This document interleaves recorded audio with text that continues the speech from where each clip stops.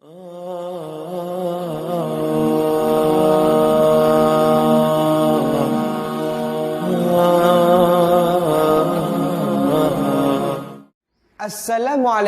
warahmatullahi wabarakatuh. Hamdan syukuralillah, salatu wassalaman ala rasulillah, Sayyidina Muhammad ibn Abdillah, amma ba'du. Saudaraku seiman dan seakidah, pada video kali ini saya akan membahas tentang perjalanan dakwah Rasulullah baginda Nabi Muhammad sallallahu alaihi wasallam. Ketika umur Nabi 40 tahun, Nabi diangkat oleh Allah menjadi seorang rasul, utusan bagi umatnya, membawa kabar gembira, membawa kabar takut. Barang siapa yang masuk Islam, barang siapa yang mengerjakan semua perintah Allah, maka dia akan dimasukkan oleh Allah ke dalam surganya. Namun sebaliknya, siapa saja yang murka terhadap Allah, barang siapa yang mengingkari perintah Allah, maka dia akan masuk ke dalam neraka. Inilah tugas Nabi Muhammad sallallahu alaihi wasallam untuk menyampaikan kepada umatnya. Beliau menerima wahyu daripada Allah Subhanahu wa taala melalui malaikat Jibril untuk menyampaikan kepada umatnya perihal kehidupan dan tata cara hidup di dalam dunia ini. Keadaan orang Arab sebelum datangnya Islam dinamakan dengan orang jahiliyah. Siapa yang kuat dialah yang berkuasa. Semena-mena dalam hidup ini, mabuk, perjudian, penzinaan merajalela ketika itu sebelum datangnya Islam. Malah mereka membunuh anak-anak perempuan mereka, dikuburnya hidup-hidup, karena mereka menganggap anak perempuan ini anak yang lemah, yang membawa aib suatu saat nanti. Maka mereka kuburkan anak perempuan mereka. Inilah keadaan orang Arab sebelum datangnya Islam. Maka ketika itu turun ayat Allah, ya ayyuhal mudaththir qum fa'anzir wa rabbaka fakabbir. Ayat ini turun memerintahkan kepada Nabi Muhammad untuk berdakwah secara sir. Dakwah yang dilakukan oleh baginda Rasulullah Nabi Muhammad sallallahu alaihi wasallam dengan dua cara. Yang pertama dengan cara sir, yang kedua dengan cara jihar. Cara sir tersembunyi-sembunyi dan cara jihar terang-terangan. Kenapa Rasulullah melakukan dakwah dengan dua cara tersebut? Berdasarkan perintah Allah Subhanahu wa taala. Karena keadaan orang Arab ketika itu, mereka menyembah berhala, patung-patung, mereka berzina, mabuk-mabukan, hidup seenaknya.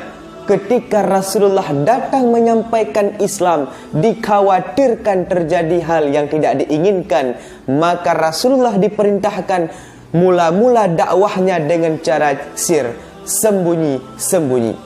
Ya ayyuhal mudaththir qum fa'anzir wa rabbaka fakabbir.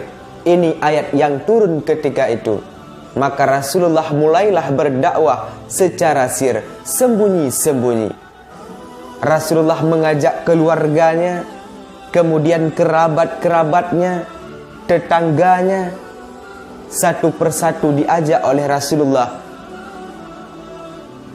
Kemudian berjalan selama 3 tahun dakwah secara sir.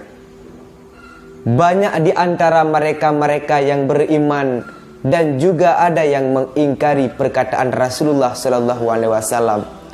Namun yang pertama masuk Islam dari pihak wanita itulah Siti Khadijah. Kemudian dari pihak laki-laki Abu Bakar, dan dari pihak anak-anak Ali bin Abi Thalib. Teruslah berjalan dakwah Rasulullah secara sir, mulut ke mulut, telinga ke telinga, rumah ke rumah, teman ke teman.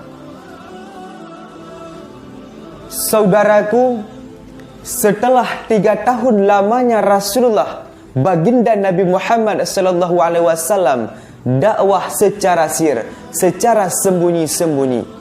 Kemudian turun ayat Allah, fasda bima tu'maru wa a'rid 'anil musyrikin.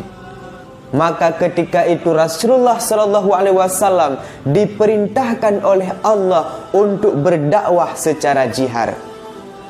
Karena sudah banyak yang masuk Islam, maka Rasulullah diperintahkan dakwah secara terang-terangan.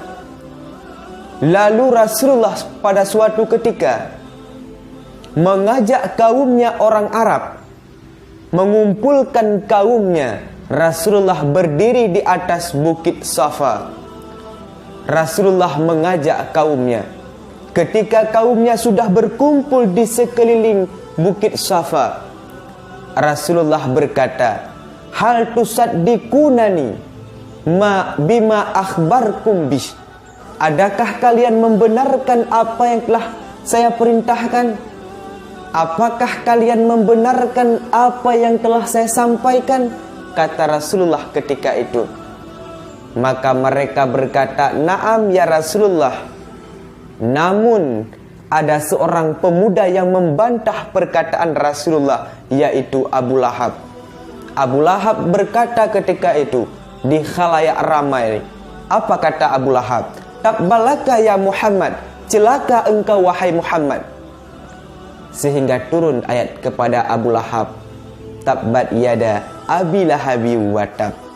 Teruslah Rasulullah sallallahu alaihi wasallam berdakwah. Rintangan dan hambatan yang didapatnya begitu banyak dan begitu luar biasa. Tetapi Rasulullah pantang menyerah, tidak pernah mundur walau selangkah pun. Karena Rasulullah juga memiliki seorang paman yang hebat yang mendukungnya sepenuh hati, yaitu Abu Thalib. Abu Thalib seorang pemuda yang disegani oleh orang Arab. Abu Thalib sangat mendukung perjuangan Rasulullah. Sehingga suatu ketika Abu Thalib berkata kepada Rasulullah, "Ya Muhammad, apa yang membuatmu sangat semangat dalam memperjuangkan agama ini?" Apa jawaban daripada Rasulullah? "Wallah la atruk hadza amra hatta yudhirahu au ahlika dunahu," kata Rasulullah. "Demi Allah, saya tidak akan pernah meninggalkan perjuangan saya ini sebelum Allah melahirkan agama ini benar ataupun membinasakan agama yang lain." Ini jawaban daripada Rasulullah sallallahu alaihi wasallam.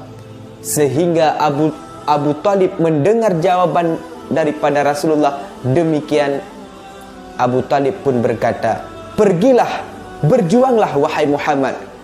Saya selalu berada di belakangmu, mendukung perjuanganmu." Subhanallah, betapa agung Rasulullah sallallahu alaihi wasallam dalam memperjuangkan agama ini, dalam membawa kebenaran, demi membawa umatnya dari alam jahiliyah menuju alam Islamiyah, dari limbah kegelapan menuju ke terang benderang, tanpa beliau menghiraukan rintangan dan berbagai cobaan yang didapati saat berdakwah untuk menuju puncak la ilaha illallah Muhammadar Rasulullah. Saudaraku seiman dan seakidah, inilah sekilas perjalanan dakwah Rasulullah, baginda Nabi Muhammad sallallahu alaihi wasallam, penutup segala rasul, penghulu segala rasul, nabi akhir zaman. Yang pertama dengan cara sir, sembunyi-sembunyi, kemudian melanjutkan dengan cara jihar, terang-terangan. Saudaraku, mudah-mudahan bermanfaat. Amin amin ya rabbal alamin. Billahi taufik wal hidayah. Assalamualaikum warahmatullahi wabarakatuh.